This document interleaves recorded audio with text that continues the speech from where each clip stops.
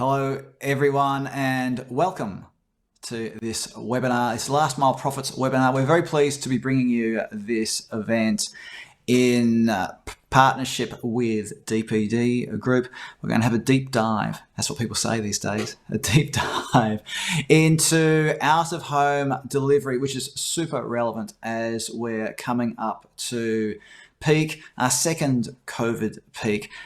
And I don't want to say unprecedented, but I can't think of another word to use other than unprecedented. So we're going to have a very big peak this year. So let's get stuck into a couple of minor administrative matters before I introduce you to our two experts who will be joining us today. First of all, this is an interactive event. So if you look on your Zoom platform, you'll see that there's the Q&A tab there. That's where you can ask questions. Don't wait till the end. Ask your questions as we go along, please. There'll be one, maybe two polls during this session as well, so keep an eye out for that. And there's a chat function as well. So use it as an opportunity to network while you're here. So if you go into the chat, you'll see that you'll be able to chat with other participants there. And if you want to ask those questions, please pop them in the Q&A section. And I'll be keeping an eye on that as we go along, and I'll be able to ask your questions or put your questions to our two experts who are joining us today in just a moment. Don't worry, everybody. It's not going to be me sitting here talking for an hour about post offices, as enlightening as that might be. I might now take this opportunity to introduce the experts in this webinar. First of all, I haven't said who I am, but you all saw the bit below that said I'm Ian Kerr and all of that. I'll now introduce Marek Różecki. Marek is the other half of the Last Mile Profits. And Marek, would you like to just quickly tell everybody a little bit about yourself? Hello, Ian. Hello, everybody. Some 30 years in the industry. I'm particularly pleased with this particular webinar because probably the longest period I've worked with any company was actually with DPD, where I spent about a decade. Very relevant, though, to PUDOs and lockers. I was part of the startup team at Amazon Logistics, and since then been heavily involved in projects in the out-of-home space. So really excited about today's discussion. And also joining us today is Yves Delmas. Yves is COO Europe for DPD Group. Yves, welcome. Thanks a lot. Good afternoon, everybody. Thank you for the invitation. Well, it's a little bit like Marek. I've been in GeoPost DPD Group for 30 years now. I'm in charge of Europe since 2016.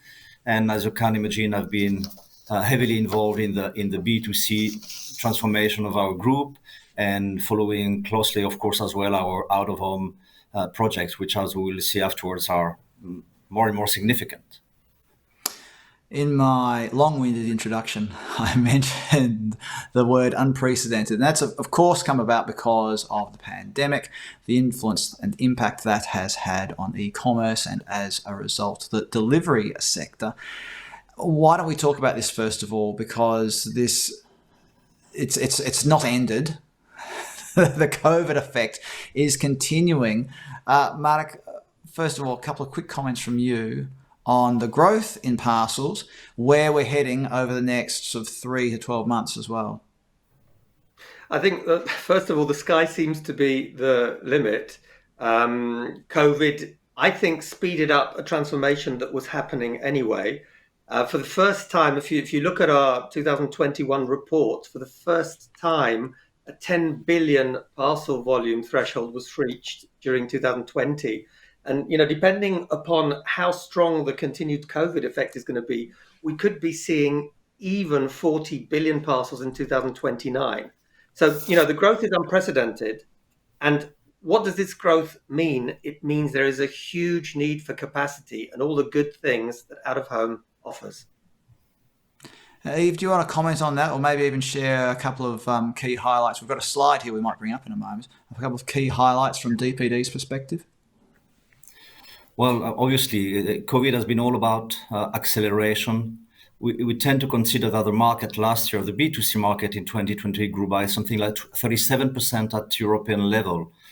And in the first half of 2021, history actually repeated since we observed the growth on the B2C, which is something like 25% at European level. So of course, we always see a clear, I mean, these are averages, meaning that behind the 37% average, which is a full year average, since the activity was clearly correlated to the lockdown, during many weeks and many months, many countries in Europe have experienced a B2C growth, which has almost been a 3-digit growth.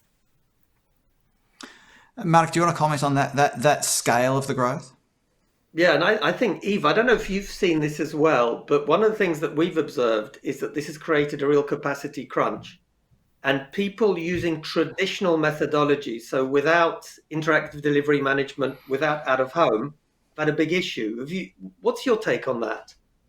Oh, it's been an extremely challenging year, of course, for many good reasons. First of all, we had to adapt to the new healthcare measures, and to protect the health of our employees and of our customers, of course, which already as such was a kind of tense challenge to go through. Then it's clear that we've had to tremendously adapt our capacity. Just at DPD Group level, back in 2020, we opened between April and October, we opened 70 new depots that were not budgeted. I mean, we had to open just to cope with this tsunami of parcels, and maybe two other key figures which I found self-explanatory.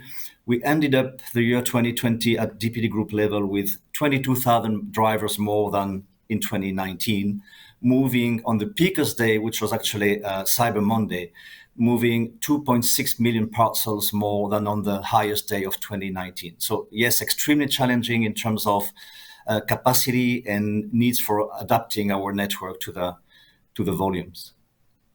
Some of that are just staggering figures. No, go on, Marek, please. Sorry, just one, because I really want to. How much do you think IDM, because DPD has always been very strong in terms of interactive delivery management, predict effectively is a DPD service. How important do you think the technology side and the out-of-home side has been in making that capacity available? Maybe less than in ordinary times, because many shops were closed, so the out-of-home alternative on the PUDO side were not that easy to meet. And when it comes to the B2C delivery, it's clear that people were at home. There were very little traffic jams. It was easy to drive, easy to park. So, in other words, to some extent, it has been on the delivery side. It has been a rather smooth way of coping with the volumes. But obviously in normal times, and now we're back to normal, without Predict and without the out-of-home, yes, we would be facing huge capacity troubles. And I think a lot of what you've just said, Yves, in terms of the number of delivery centres you've had to add, the number of delivery drivers you've had to add, and unplanned, as you said, it wasn't part of it. It's been reflected all over the world. You hear about other postal operators, other delivery companies having similar sorts of unplanned expansion. Marek, before we move to the next topic, I want to quickly ask you, do you think that this growth is here to stay? And Yves, I'm going to ask you the same question. Is this growth here to stay? When we get to a certain level of vaccination, is it going to be here to stay? My personal view is that a lot of these changes are here to stay because you have effectively two groups. You have groups of people who never really used e-commerce to buy things, who were forced to do so during the COVID period. And, they've got used to it. They've seen it's actually pretty good. So people like my parents-in-law, who would never have touched the internet normally, suddenly realized, hey, this is pretty convenient. And then you've got people like me, where I've been buying things that I wouldn't normally buy online. So I've widened the range of services.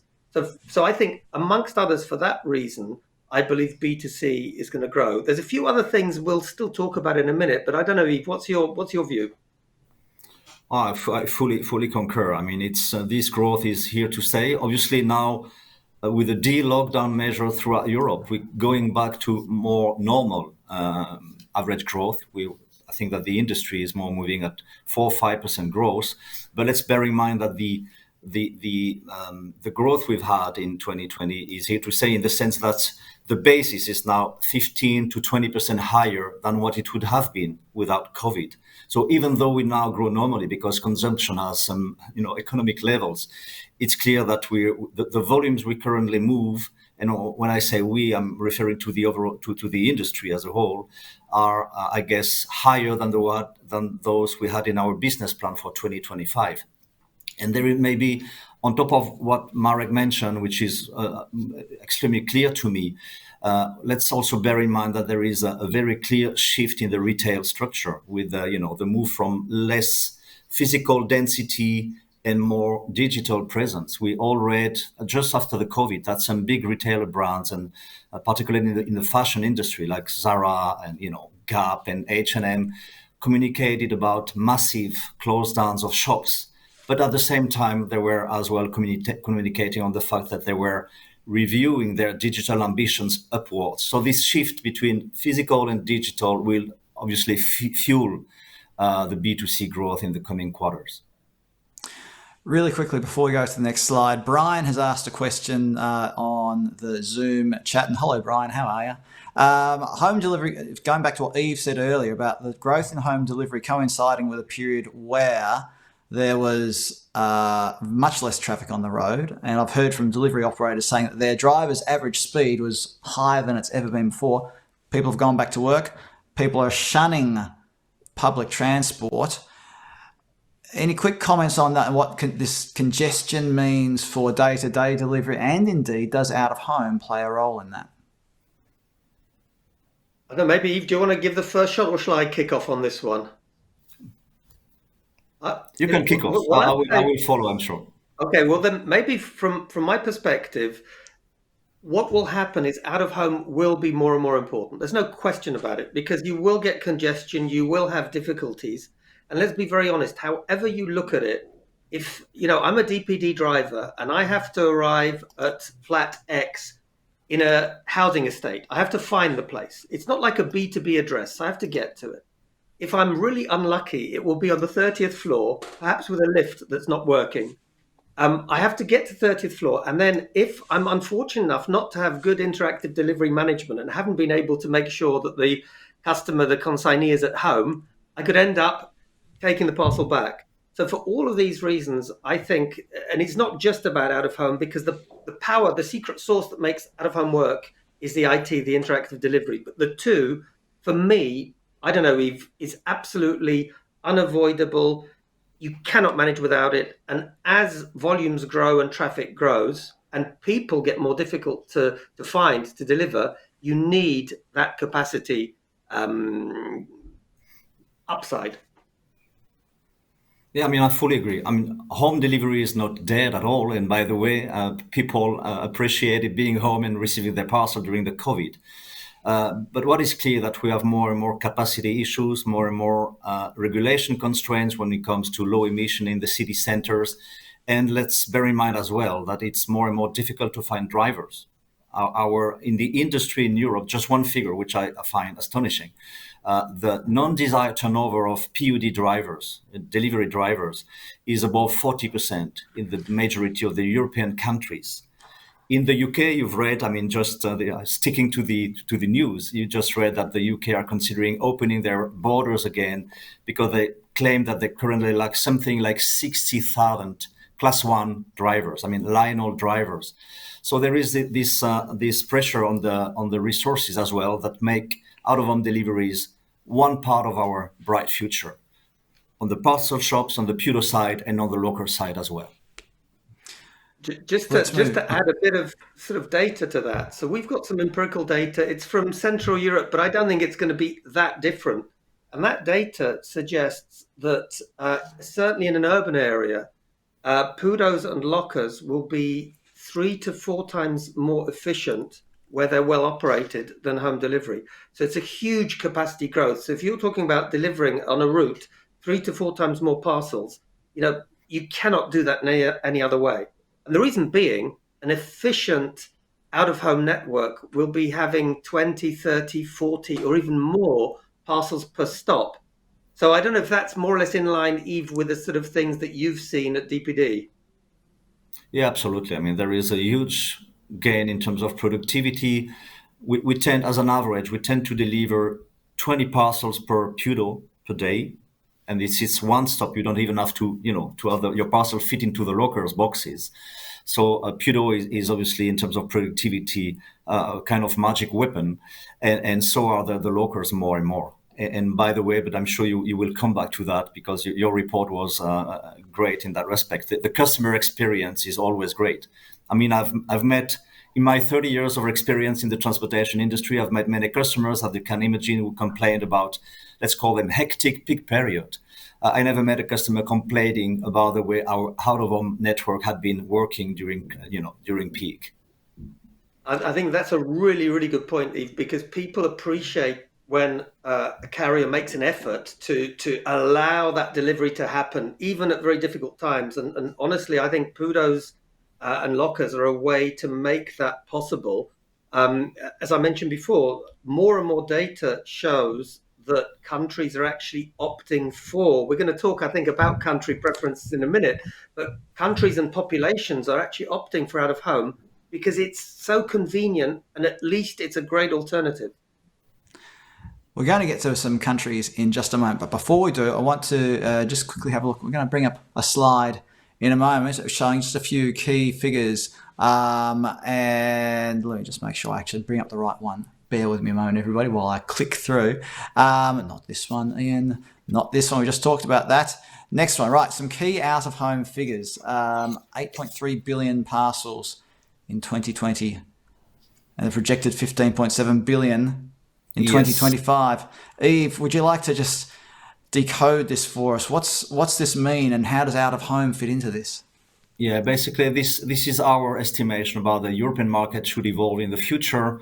So we're talking of X2C volumes, meaning B2C or C2C. And there are at least, I think, three key messages. First of all, we tend to consider that the B2C market will be almost multiplied by 2 between 2020 and 2025, from 8.3 billion parcels to 15.7. At the same time, the out-of-home proportion of volumes, which currently, according to our estimation, represents 15%, it's an average. It's 40% in France, it can be less in other countries, but 15% as an average. This percentage will move up to 29% by 2025, which means that in terms of volumes, the number of out-of-home parcels will be multiplied by 3.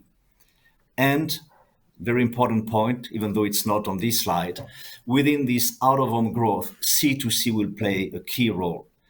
So out-of-home will represent 45% of the B2C growth, or the X2C growth, but within the out-of-home growth, C2C will be a key driver. According to our estimation, the number of C2C parcels, mostly shop-to-shop then, will be multiplied by 14 between 2020 and 2025.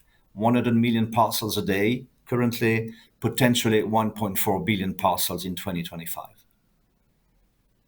Marek, do you want to comment on these? I think it's just incredible. I still remember sitting with Yves at a meeting in Paris where we were talking about should we go into B2C at all? And there was a big debate about how difficult it is. But for me, what is amazing is, yeah, everyone can see how B2C is developing. But I think the new rising star will be C2C.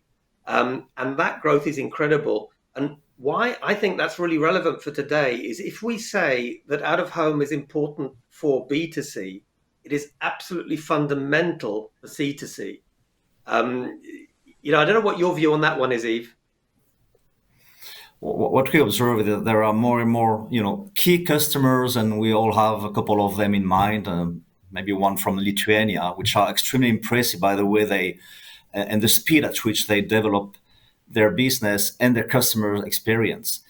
What we see that circular economy is obviously more than a trendy topic. It's a strong reality in the e-commerce. We're talking of goods of a rather low value, which are sold online.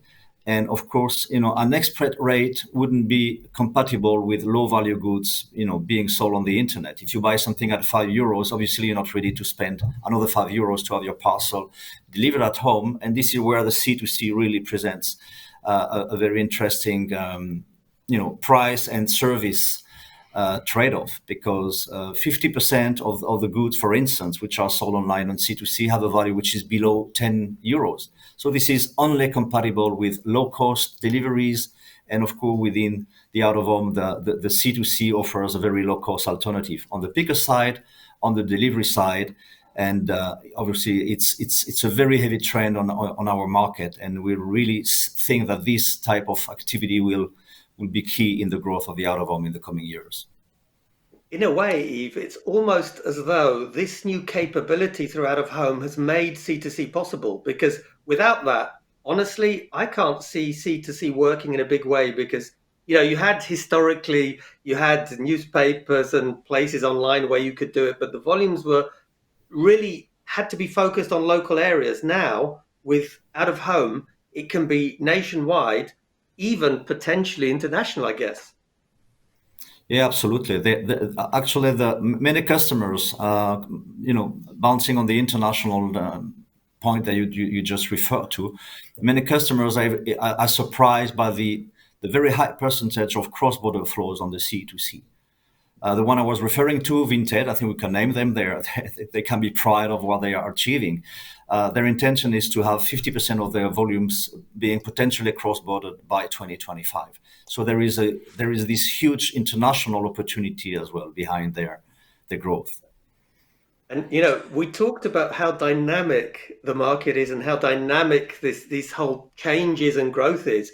And just when you think that it cannot change much more, you get something like this, because it's really very, very new. But I would say, hats off to the carriers and operators, because they have made it possible. As I said before, without the capability, without the out-of-home networks, markets like this or sectors like this just wouldn't exist.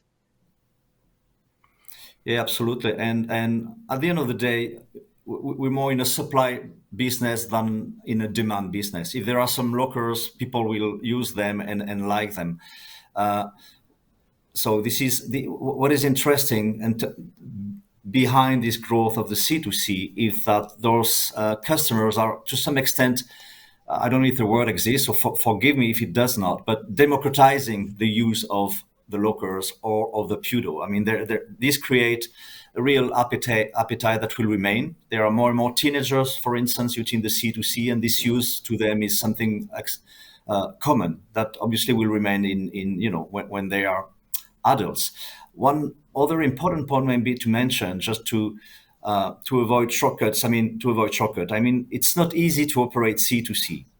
It's not that easy to operate low cost, meaning that for us operator, we've had to adapt the way we operate. You cannot have very low cost parcels being processed at the same time as normal parcels in a hub during peak, meaning that we have to set up kind of parallel sorting organization. We have to make sure that we have the right level of grouping in the delivery. So it's even though it's easier to deliver PUDO behind, there are some important ops adaptations to be carried out. And I think one other thing. Sorry, Ian. Go on. This time it's you. You go ahead. I'm trying to get a word in edgeways here. We've had questions come in from Luke, who said, can we explain why out-of-home will increase from 15 to 29%? And I feel like we've sort of answered that. It's being driven by this growth in the C2C, in the recycled clothing or whatever you want to call it. Something which you could almost say used to be the domain of the posts. So the postal operators were the ones who there would be someone who comes in and posts something over the post office counter or lobs it in a street posting box. But there was never anything sophisticated about that. Whereas, and I want to get to the next question, which is about returns, because C2C, it has the returns aspect to it as well. So how does out-of-home fit into the returns aspect of C2C? I'll just answer the first question just a little bit, because just to make it absolutely clear, out-of-home is absolutely fundamental, and both for the reasons we've mentioned, but also others that we didn't discuss, ecological reasons. You're getting more and more, I don't know, I'm sure you've seen this, more and more cities are saying they don't want 5 or 6 trucks going into town. They want efficient delivery. You're getting in Asia, you're getting places that are saying, sorry, we're going to set up our own network because we want people to do the right thing. So I think, there's ecological issues, there's restrictions, plus all the things that Eve and I mentioned. For me, it's absolutely clear. I would maybe even be a little bit more optimistic. Yeah. No, sorry, I just had China in mind. We know that China has at least two. There are two strong, important features when we look at the Chinese e-commerce business. First of all, it's the country in the world with the highest relative part of e-commerce within the overall retail. The average in Europe is 15%. It's 32% in the UK. It's close to 50% in China. So it's the most e-commerce driven economy in the world when you look at the retail structure, and at the same time, it's one of the countries with the highest density of lockers, agnostic lockers, and as a paradox as well, many same-day deliveries. So it's a kind of hybrid country when you look at this logistics setup. Coming back, maybe Ian, to the previous question, why do we think that out of home will keep on growing that fast? On top of the element that Marek brought, which are all of them key. Let's bear in mind as well that in many countries currently have a rather low level of out-of-home adoption. And what we tend to consider that many of those countries in which currently out-of-home represents 5-6% of the B2C volumes, we see that progressively there are networks of PUDOs being implemented. There are more and more lockers. So there is, it will be maybe a more homogeneous growth in the future than what it has been in the past. And this will contribute, of course, to this strong growth. Now, everybody, I'm going to launch a poll on the very topic of C2C parcel volumes. So it should appear on your screen somewhere on your Zoom platform. It'll say, will C2C volumes exceed B2C volumes? An interesting question considering everything we've just been talking about. While people are voting, though, I want to throw another thing in here. Fabian, I'm sorry, I'm not great with pronouncing everybody's names. He's mentioned the pollution side of things that we've talked about, sustainability. Urban logistics. Urban logistics is this, it's a trend right now in most of Western Europe. How does out of home, the growth of parcels, fit in with things like urban logistics or ultra low emission zones and things like that? Mark, do you want to just give us a quick thought on that while people are voting in the poll? Actually, I think it's fundamental because without out of home, it's very, very hard to have efficient urban logistic models. But first of all, for the reasons that we've mentioned, urban logistics for me is all about efficiency, reducing pollution, reducing waste and inefficiency. And I think, step one is to have a good PUDO and locker network. Step two, and I sort of remember that my buddies at DPD even a few years ago were saying they're already thinking about that. How can you move from a PUDO model to making them these, let's call them urban depots even more? But maybe Yves can tell us a little bit more about that. Yeah, there are many. I mean, Marek, well about the Polish example. In DPD Poland, we've implemented urban depots where people can send parcels. They can try the clothing they bought on the internet and make the return straight away if the clothes doesn't fit them. And from these urban depots, we do, always CO2 free deliveries, either by foot, by bicycle, or with electrical vehicles. If I may comment 1 minute more, maybe about what we would like to do and what we are going to do, by the way, at DPD Group level. To us, of course, electric deliveries, and this brings us back to our urban logistics setup, is a key priority. Just a couple of figures. We want to, we already compensate 100% of our CO2 emission, and you know that, Marek, we've been doing that since 2011. But on top of that, we want to keep on reducing the emissions. And by 2025, there will be 225 cities in Europe with 100% of electric deliveries. 225 cities in Europe by 2025. I have to confess that actually looking at the speed at which we managed to implement this plan, I think we'll be probably well above 2020, those 225 cities by that time. One of the issues, Yves, will be with these electric vehicles, you're going to need locations, urban locations to have them. So, I think there's going to be a small revolution in the infrastructure, moving from our traditional hub and spoke and large depot model to probably having a larger number of what I'd call micro depots or urban depots. I don't know, Yves, what your take is on that. Yeah, I can already give you two rather self-explanatory examples. Paris, since November 2019, we deliver 100% of Paris with electrical vehicles, with our two French brands, Chronopost and DPD. But to do so, you cannot run this operation if your depot is at 35 or 40 kilometers from Paris. You have to have more urban depots closer to the city centers. And of course, if you want to have those type of depot with a new regulation, they have to be clean depots, meaning with electrical vehicles. So smaller depots, higher presence in the city centers, and same setup in London. As you know, in London, there is this ultra low emission zone that actually prohibits the entry in London to any non-electrical vehicles, which has obliged us to have urban, very centric depots in London as well. And Mike Richmond, I hope that's answered your question, because Mike asked a question on a very similar vein. Let's have a look at the poll now. It's been running long enough. I'm going to end the poll. So if you haven't voted, you got 0 seconds left because I've ended it. The results are in. So there we go.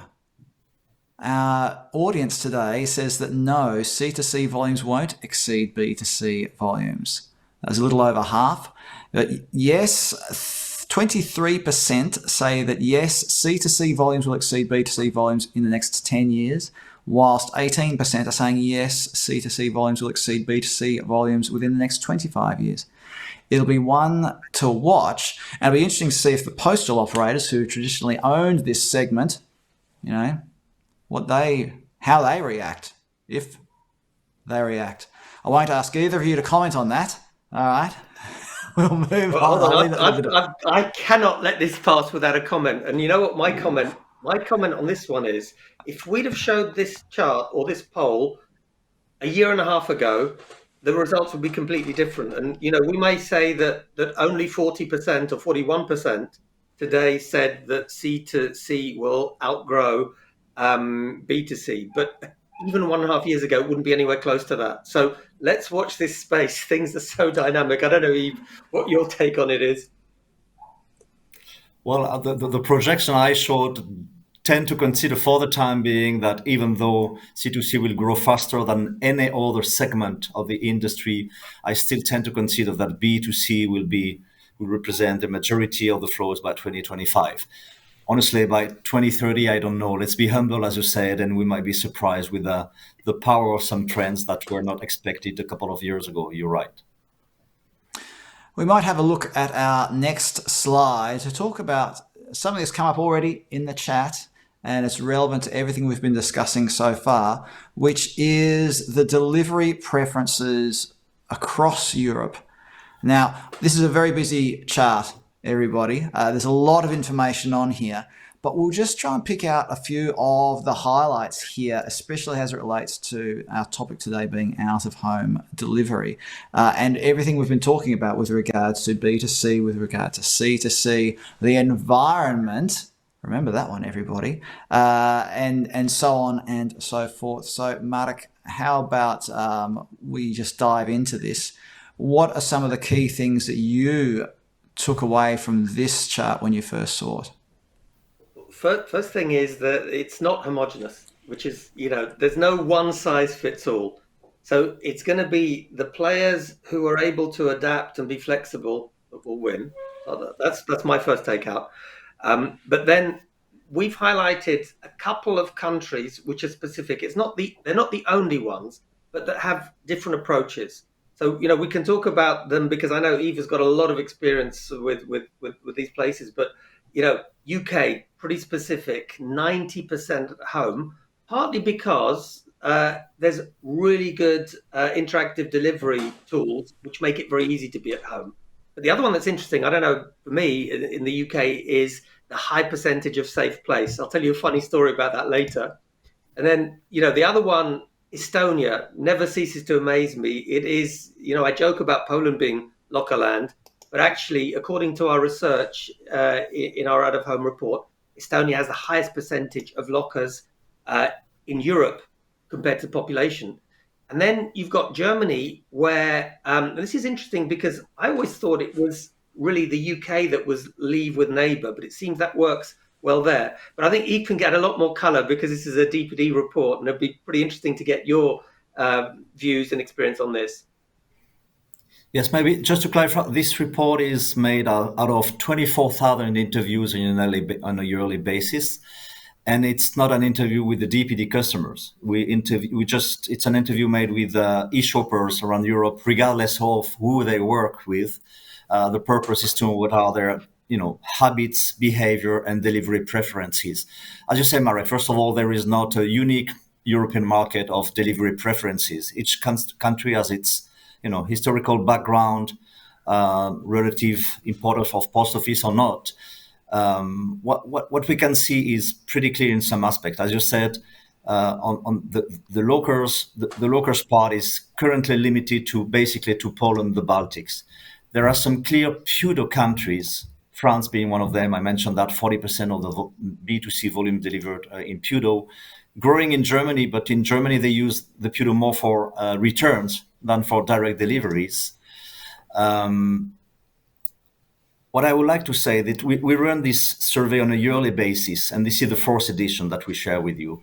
And what is interesting behind the picture is that we start, since we do that with the same methodology, is that we start to have a kind of short movie. And what these short movies tells us year after year, and there is this growing appetite for out-of-home PUDO or lockers deliveries. And this is, if we look at the percentage, this grows on a very steady basis. Coming back maybe to some highlights I could give, you mentioned that, Marek, surprisingly, neighbor deliveries are very popular in the cold country, Germany, Holland, the UK, they will forgive me, while as a paradox, in Italy, Portugal, Spain, where we think that people are, to talk from one balcony to the other, people don't like their parcel to be handed over to the neighbor. And this, actually, we don't even offer with Predict, we don't even offer the neighbor alternative in the southern countries. People just don't want it. Safe place, yes, it's very popular in the UK. I will let you tell your anecdote, Marek, but it's always been like that. We see that delivery at work is not a very stable feature that can be more popular in a country, less in another. I don't have a clear conclusion to draw about that. But let's bear in mind that even though home delivery, as you can see, keeps on being the number one preference, what is important over time is to see how fast the out-of-home alternative are growing. I've got to jump in and share my Leave Safe UK example. So this is an example from a rather large e-commerce company I worked for a while ago. And believe it or not, one of the top 5 safe places was the rubbish bin, which is all okay, provided refuse collection is not going to happen that day. So one of the most common calls we'd get on where's my parcel would be, well, I asked for it to be delivered. So where did you ask? The rubbish bin. And guess what? Luckily, the e-commerce concern was very tolerant and always gave a refund. But interesting example, I'd say. We've had a question coming from Brian. He says, do people want lockers over home delivery for the convenience or for security? I mean, Yves, in your and Marek, in your experience, does the locker delivery, when it comes to locker delivery, what role does convenience and what role does security play, or even in PUDO delivery for that matter? I don't know, Yves, what your take is, but from my perspective, first of all, you need choice. So people want choice. It's not always that, I actually use lockers a lot, but I want an option of home delivery. So I think, there's got to be the choice. But for me, if I were to say what is the most important, number one is proximity. GeoPost developed a really nice phrase I like called slipper distance. It's got to be slipper distance. If it's too far away, it doesn't work. And then, there's a whole lot of other stuff, Yves, isn't there? Like, is the service good? Is it easy to use? Is it open the hours that I want. But I think those are the most important things. I don't know if what your view is on that one. Yeah, I agree. I mean, obviously, convenience is one of the key words. Security, not that much, because I don't think that people are so worried about security if they're home or if they have to go to a PUDO. It has a lot to do with convenience, and it has a lot to do, as we all know, with proximity, as Marek mentioned. By the way, it's not really good news to us because we try to be better and to differentiate ourselves. But by the way, it's interesting to see that when a customer actually selects either a PUDO or a local network, he doesn't buy a brand. He doesn't buy X or Y. I think what he wants first is to be as close from his work, from his home as possible. So at the end of the day, it's more a location decision-making process rather than a brand you prefer to work with when it comes to your PUDO. So the closer we are to our customer, the denser our network is, the highest probability we have to be one of the key players in this out-of-home, let's call it, battle. Now, we've had questions come in from a couple of people in the Q&A session, which is about giving customers incentives. So the online shoppers, giving those online shoppers an incentive to use the out-of-home delivery network, whether it's to a PUDO or whether it's to a locker. We've seen, for example, Amazon was doing a little price-based incentive. I think it might have just been in the UK.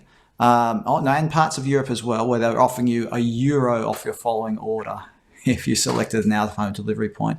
Marek, Yves, what are your comments there? What have you seen when it comes to encouraging shoppers to use out-of-home? I've seen several things. So I think I saw one which I think was even £5 from a certain large e-commerce player, which was a one-off voucher. One interesting one I saw in Poland was a chocolate bar, my favorite chocolate bar actually. So I did test it.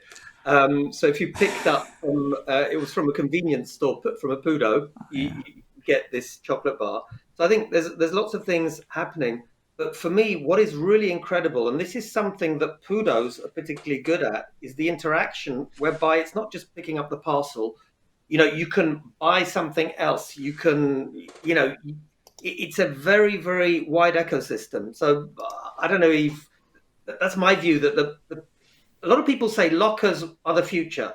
I think they're part of a solution, but lockers and PUDOs work together. Before I get carried away, go on, Yves, because I see you want to say something. No, so maybe many things at the same time. Sorry. First of all, the price itself is an incentive. I mean, PUDO delivery tends to be cheaper than the home delivery. So you already have this kind of native advantage of using out-of-home networks. Then there is an incentive in the lockers, and I think that our Polish friends know that extremely well. So the faster you retrieve your parcel, the more incentive you will have to do that again in your next purchase. What we see more and more, and this works pretty well in Germany, and we have some rather encouraging experiences, is that a kind of couponing, whereby if you come to retrieve a parcel in a PUDO in this retail, with this retail brand, the retail brand will offer you a discount if you buy in the shop as such. And you're right, Marek. I mean, to me, there is now the PUDO world against the lockers world. I mean, there is a high complementarity of these two ways of delivering the parcels. And by the way, we have some rather promising experiences in some big retail centers in France, whereby we have a PUDO, which is right in the middle of these big malls or commercial centers, and lockers at the same time. What is new is that the retail company more and more pay for the lockers. We used to pay them to install our lockers months ago. Now more and more are willing to pay because just due to the traffic it generates. And then having at the same time a PUDO and the locker under the same roof allows you to have a good management of flows according to the people who are available on the PUDO, according to the size of the goods. So you can have a kind of perfect combination of both. I think that's really good, because I've seen that in one other city where you had a rather large PUDO next to a locker, and the PUDO was able to replenish the locker. It was a really clever ecosystem. But one of my favorites is the example, Yves, you gave, where somebody will pick up something from a locker or a PUDO, for example, get a little receipt or a code where they can then go into the store. So, I can see this as being really a very integral part of next generation retail. And I just want to bring a couple of things together here. We talked about the environment, sustainability before, and how there is an advantage in the consolidated to delivery to PUDO points and to lockers. Is that a benefit that should be sold better to customers as well, as a means to stimulate better use of more green delivery alternatives? Because we have to give customers these greener options, in my opinion, because otherwise we've become part of the problem rather than part of the solution when it comes to emissions. Anyway, I won't lecture. I'll hand it back to Yves and Marek, if you've got any comments just about that side of out of home, especially since we've been emphasising the greenness of out of home. Well, I'll tell you one thing, and I'm sure this isn't going to be a surprise to Yves. We've run a few tenders for some of our big e-commerce clients, and more are putting green credentials as one of the elements. It's usually not to be or not to be, although if it's a Nordic customer, quite often it is actually, if you don't meet a certain minimum eco threshold, you won't be included. So I think it's going to be more and more important. And I think, let's be very honest, in Southeastern Europe, it's probably going to be less relevant for a while. But in the Nordics, I don't know, I would imagine, Yves, you've probably seen this as well. It's becoming quite a big issue. Yeah, it's key. It's more and more a key part in the tender negotiation we have with our big customers. There is, an increased interest for any type of green initiative. By the way, when we deliver parcel to consignee in the DPD group, you receive a green notification whereby we tell you that you will be delivered with a green vehicle. So to me, the key point is to be green in what we do. We are a delivery company, so we still wish we'll be able to make a couple of home deliveries in the future, and not only out of home deliveries. The key point to us is to operate those those deliveries with green means. And in that case, there is not such a big difference in terms of CO2 emission, between a PUDO delivery or a home delivery. Let's make sure that whatever we do is greener and greener. And this is the core of our ambition in that respect. We might move on to the next slide, which is just a quick overview of some of the locker and PUDO networks under the DPD banner. But I want to highlight one straight away, Yves, which is the post office is on there, the UK post office. And it was a bit of a earth-moving event in the postal world, the announcement that was made. Can you just share with our attendees today exactly what is happening between DPD and the post office in the UK? Yeah, the post office, which is independent from Royal Mail, for sake of clarity. So it's a different organization, and as many post offices network, as you can imagine, they have to face a lack of a decline in number of transactions and people visiting them. So they decided at the beginning of this year to open their network to third parties, and not only DPD in that case, but I think that Hermes as well, and maybe Amazon. And we decided, since we are seeking on our side and to expand our out-of-home network in the UK. We already have a rather relevant network for now, 7,000 PUDOs. We thought it would be interesting to be able to leverage on this new opportunity given to us by the post office. So we entered into very, I have to say, open, friendly, and active conversations, and we decided to use 1,500 of those post offices as a PUDO for DPD UK. So it's a great achievement. We're extremely glad to have this partnership with us. Yeah, that's it for post office. I might comment a couple of others. I just got to jump in on this because there's one thing. I love the sharing economy, and Yves, this is all about the sharing economy. It's about a resource that's there that's being used by several carriers. And one of the things, I don't know what you think, but post-COVID, or as a result of COVID, more and more companies and carriers were forced to work together. And I think this is probably, from my perspective, one of the most positive things, if you can say there's something positive that's come from COVID, is this new thinking about cooperation and the sharing economy. We have to sort of press on a little bit here, but I want a quick other question while we're on this topic of lockers and PUDO networks. Yves, earlier on, you said something along the lines of, lockers don't replace PUDOs, and this whole thing is not going to replace the retail network. There's room for partnership between all of these elements. Can you just want to quickly elaborate a little bit on what you mean by that?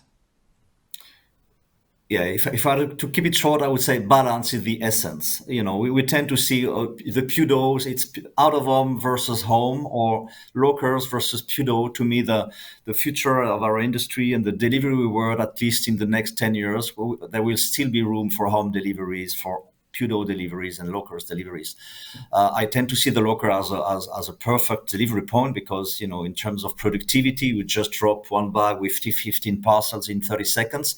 The lockers is a bit more complex. You have to make sure that the size fits into the boxes, and then we have to make one delivery per box and not one massive delivery per set of lockers. But there is a great complementarity between PUDOs and lockers. We open just a short example. I know we're short of time, and it's a great subject. But in many cities, in many geographic areas, we open lockers because there are no more shops available. There are many residential areas where you have no shops. I could potentially prefer a PUDO rather than a locker, but since there are less and less shops, locker is the great tool to make sure that we make the out-of-home delivery possible. So it's to me a combination of all those factors. As Marek previously mentioned, at the end of the day, I think the important thing is to be able to give the choice to the consignees. We saw that in Europe, some people like to go to a PUDO. In other countries, they just do not exist. So the important thing is, I guess, this is the challenge we have ahead of us, and this is why we implemented interactive deliveries. What we want to do is make sure that the consignee, at the end of the day, can select his most appropriate way of having his parcel delivered. And so via Predict, we give to the consignee the many alternatives. He can change first of all, about the when. He can decide that he wants his delivery to be postponed to the day after tomorrow in case he won't be home because he's previously notified of when we want to deliver the parcel. And then he can change a delivery alternative, which should be the neighbor in Germany, a locker in Estonia, a safe box in the UK. The important thing to us is to be able to offer this wide range of delivery alternatives. Marek, do you want to quickly comment on the secret sauce before we go any further? Yeah, absolutely. I just have to say this because for me, this is actually an Amazonian term, secret sauce. But the reality is that it is the tech that makes this all possible. Even if you had the most incredible out-of-home network, which is proximate, which is perfect, if you don't have the IDM, if you don't have the Predict, which allows the customer to tell you where and to change his or her mind, none of it will work really well. And quite often I had quite an interesting discussion with one of the gurus in out of home, and we agreed that it's no longer about the hardware. Hardware, of course, is important, but it's about the secret sauce that brings it all together. And Predict actually is the precursor, I think, of a lot of these systems. I'm going to run out of time very soon, and we've got loads of questions that I'd like to get through as well.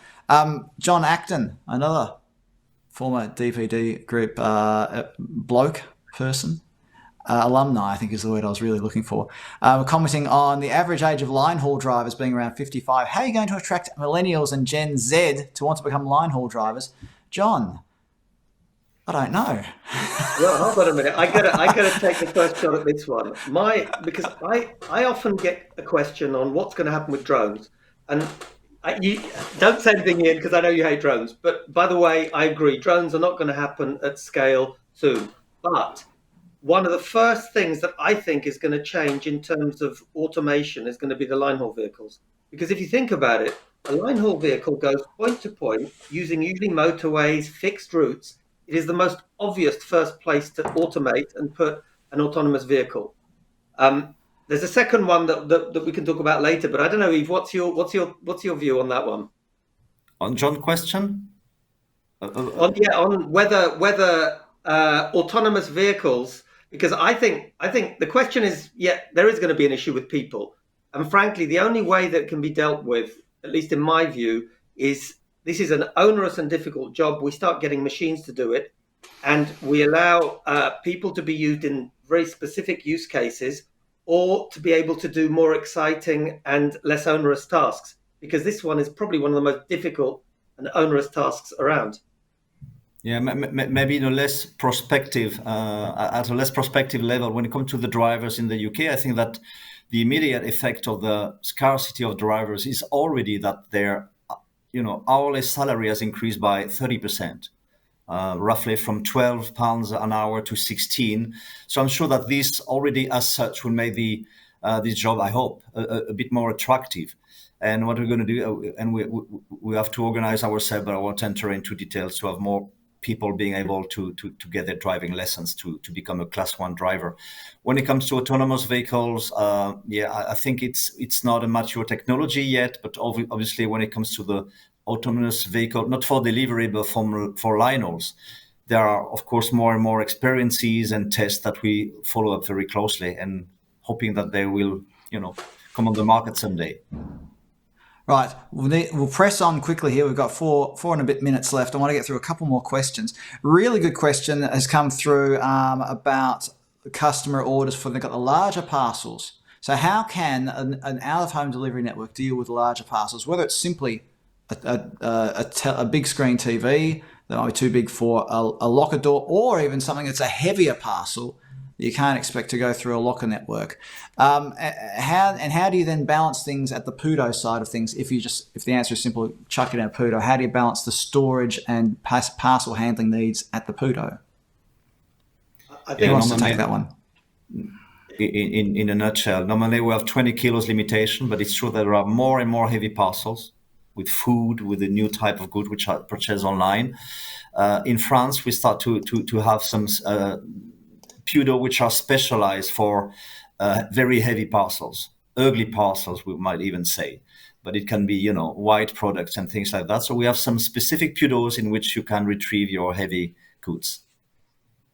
And that's a really great. I remember actually talking with Paul Ambroise a couple of years ago about this idea to do it. I think it's a great idea, but I think there's one other thing which isn't out of home, but it makes out of home more achievable, which is this smart lock product where, for example, in the US, Amazon is testing Amazon Key, where, as you know, Ian, somebody can, from an app, open a garage door, for example, and allow the washing machine or some other big item to be delivered. So I think there's going to be, again, guess what? Technology is going to be a fundamental element of any last mile solution there. I want to stick with the technology theme. A great question from Jesse, who's asked, how many people respond to IDM emails and SMSs? It feels like high engagement from end customers to these messages is key for, this thing's just disappeared off my screen, is key for increasing use of lockers and PUDOs. How can we increase engagement and responses to IDM messages? You've got 2 minutes. So, Marek, I'll start with you and then Yves. I think the more customer-centric the app, the more people will be engaged. So, and in fact, you don't want them to have to be engaged more than they need to, because most people don't want to be upset. They want to have access when they need it. But also, I think one of the trends is going to be more and more preferences are going to be listed. So actually, it's automated. You don't have to respond. I don't know, if you've got a different view on that. Yeah, we have percentages that, again, vary significantly between countries. In some country, 1% of the customers interact. In others, close to 7-8% of them interact. And the key to us is the DPD app, because in the app you're more than a consignee. We know all about your delivery preferences. We know that at 9 o'clock you are in the school run, bringing your kids to school and therefore are not at home. And this knowledge, the data we manage to have about our consignees, first of all, makes this app a gold mine. We have 15 million users in Europe, and allows, as you mentioned, a better interaction between us and the consignees. Right. We've got 50 seconds left. Nick, great questions coming from Cameron asking about the density of networks. How can a locker network be created that has lockers less than 500 meters from all the customers? Or Marek, I know you've got a rule of thumb. Do you want to just quickly share that? Rule of thumb is minimum viable product is 1 access point per 10,000. But the answer is very simple. You start with PUDOs, which give you quick ability to expand the network, and then slowly start putting in lockers. Nobody will be able to, even if they have the money, to physically implement 5,000 lockers like that? That's my quick answer. Yves, do you want to comment on that as well? Not much. It's there is a threshold effect. I mean, it's a medium-term investment. We all know that, but density still is our promised land. We have to build dense networks if we want to be successful on the out of home. We've gone 10 seconds over time, but I want to ask one more question. We've had a couple of questions here about delivery of groceries and out of home. We've talked about oversized parcels and out of home. What about temperature controlled goods and out of home? Marek, you got any quick comments on that? It was the most complicated and troublesome thing I remember during my Amazon days. It's not easy. It requires, again, a different infrastructure. You have to have the local retail points, either a dark store or a real store. And then there's the whole process. Honestly, that deserves a webinar in its own right. But all I'll say is it's very, very difficult. Thank you, everyone, for your questions, because we could probably go on for another hour here, but I'll get yelled at, quite frankly, if I let us go on for an hour. So we're not going to do that. On the screen, though, you've got all the different ways that you can engage with DPD Group on social media. They're quite active there on social media, always telling us about where they're installing new parcel lockers. That's the majority. It's either parcel lockers or environmental initiatives. If you follow the DPD on LinkedIn, are the two related? Perhaps. Who knows? Marek, do you have any final comments before we wrap it up? No, I'd just say it's really exciting. For me, the highlight was C2C and how that's developing. And I just wanted to say, if anyone's got any follow-up questions, find us on LinkedIn, ask the questions, because it's been a really engaging discussion. Looking forward to future discussions like this. Yves, and Yves, the e-shopper barometer, is there a new report coming out? Yes, we'll be more than happy to share the new e-shopper barometer 2021 that should be released in Q1 of next year. And Marek, your out of home report? Yeah, this should be also Q1 next year. We expect to have the new out of home report. Lots of great research coming out of DPD and the last mile experts there. I'm sorry, everybody, that we weren't able to get your questions. Email me, ian@thepostalhub.com, and maybe I'll be able to get some answers for you. You never know. After we end the webinar, there'll be a very, very short survey. Please do complete the survey. Let us know what you thought of this. Let us know if you think there are things that we can do to make it even better. Marek Rzycki, thank you for being part of this. And Yves Delmas, COO Europe for DPD Group, thank you very, very much for sharing your expertise today. Thank you. Good evening, good morning, and good night, wherever you are. And we look forward to welcoming you to another webinar with the Last Mile Profits very soon. Thank you, everyone. Bye-bye. Thank you. Bye.